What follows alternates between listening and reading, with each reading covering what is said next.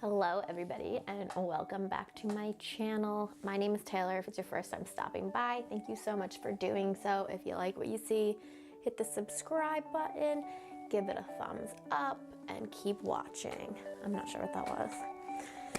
So today I'm going to do a Q&A about my time in London. A few weeks of videos have all been about London as it's my 1 year anniversary here. So let's continue on with that trend. I posted on my Instagram stories a while ago asking people what they want to know about my time here.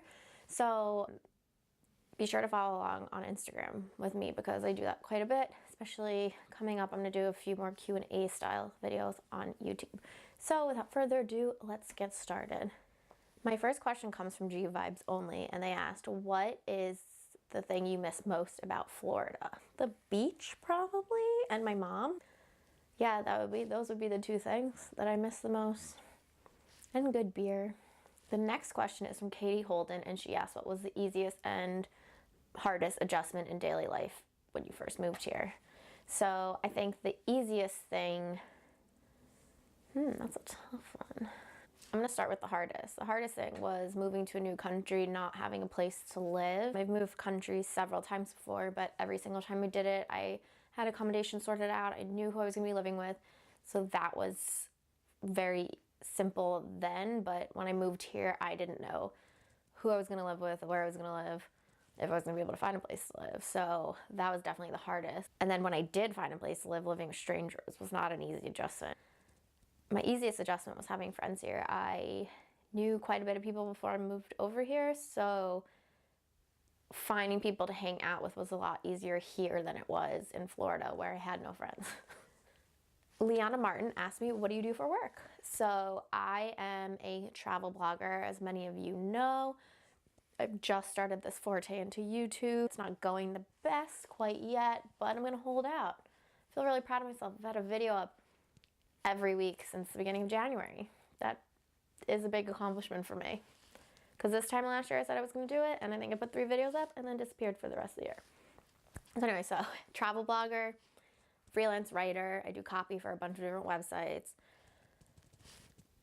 Content creator sometimes. Odd jobs here and there. Basically anything that allows me to not work in an office. Did quite a few paid press trips this past year, which was good. I just never want to step foot in an office ever again. Wanderlust Chloe wants to know, hi Chloe, what's the biggest thing that I've learned about myself since moving to London? And I think that the biggest thing that I've learned is that I crave stability. I have been traveling for 5 years, I think, at this point, since my move to Italy. And I think for the longest time I was just going nonstop, 100 miles per hour all the time. I had to come home to Florida to just like basically unpack my bag and repack it again and on to the next. And since moving here, I've realized how much of routine is important to me and how much like a stable group of friends, financial stability, just basically having a life and a routine is really important to me now, and I don't really think that it was prior to my move here. So that's probably the biggest thing that I've learned about myself, because if you had asked me a year ago if I would have felt the same way, I definitely would have said no. So JNA300 wants to know what the biggest challenge for you since moving to England has been. I think it was the fact that I thought that I was going to love it from the moment I stepped off the plane, and I didn't feel 100% comfortable until a few months ago. I think my turning point was probably last July, which I've said before. I really thought in my mind and in my heart that I would be like good to go the second I arrived here, but I struggled really hard just to get settled. It was a very difficult thing for me to do. Belle Cara wants to know accommodation situation. So if you are moving to London, you're in luck, but you're only in luck if you're not moving until like August or September.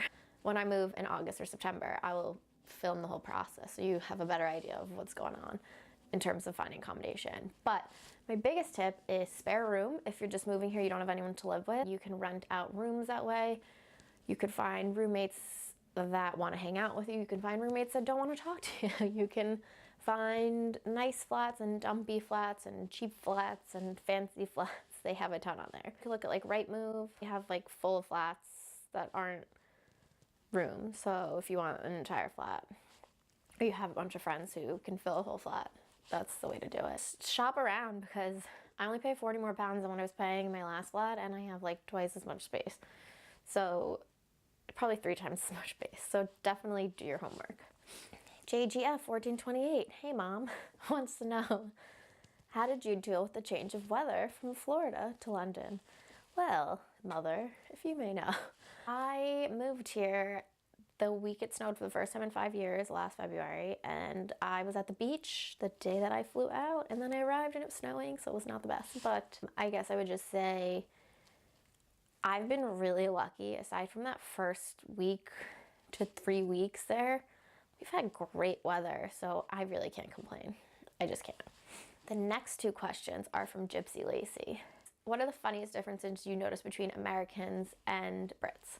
So this is a funny question because my boyfriend's British and we get in fights all the time over like little tiny phrases and words.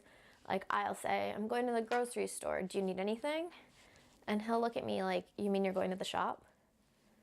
And I'm like, no, I'm going to the grocery store. I'm not going to the shop. I'm going to the grocery store. Because to me, if you say shop, what shop are you going to? But for him, that just means that you're going to buy food, I guess. I don't know. But we constantly look at each other when someone says something like different about what, like aubergine versus eggplant, courgette versus zucchini, sidewalk versus pavement. Oh, what was the other one that we had the other day where he looked at me like I was nuts? I don't know, but then like my flatmate says Bezzy friends, and I love that. I believe that's the funniest difference between Brits and Americans, is just the slang and the things that you say. I've always wanted to be able to say quid, but I just like can't say quid. I don't know why. I just can't say it. Her next question was, what is the hardest part about being an expat? And honestly, I don't think it's that hard being an expat. I don't know if I'm just really lucky because I have European passports. I don't have to deal with like visa stuff or anything like that. But honestly, like there's so many expats here that it's just like daily life. London has so many different nationalities here that it's just not weird not being British. I don't know. What were actually your biggest problems with moving? So, my camera's about to die. My biggest problems with my move was finding a place to live, by far, 100 times over. It was really difficult and I wasn't sure if I was gonna be able to do it. But I did, and it worked out, and now I live in a house with people I like. And then Allie Ray 18 wants to know, how did your house search go? So the first time I just used spare room, found a flat that way. It was a bit of a nightmare, but it worked out. I lived in a dump for 6 months. It happens. That's what's gonna happen when you first move here. Now I live in a really nice house with friends that I knew most of them beforehand, and I love it. It's great. But again, there'll be another video about that. I'm sorry I'm rushing, but my camera's about to die and I don't have the charger with me. So I'm gonna wrap it up here. If you liked what you saw, give me a thumbs up, hit the subscribe button, and stay tuned for some more videos.